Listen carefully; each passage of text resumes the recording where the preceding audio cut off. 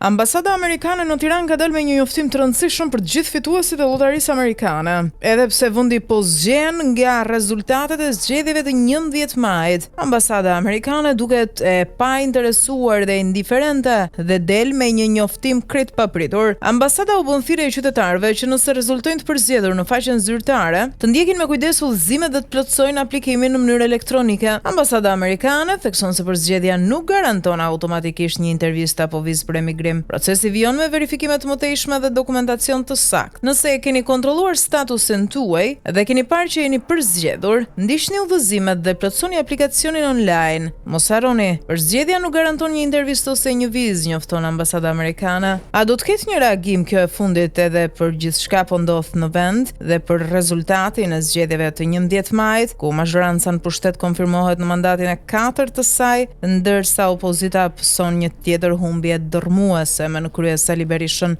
mbetet për t'u parë ndoshta në orët apo ditët në vijim.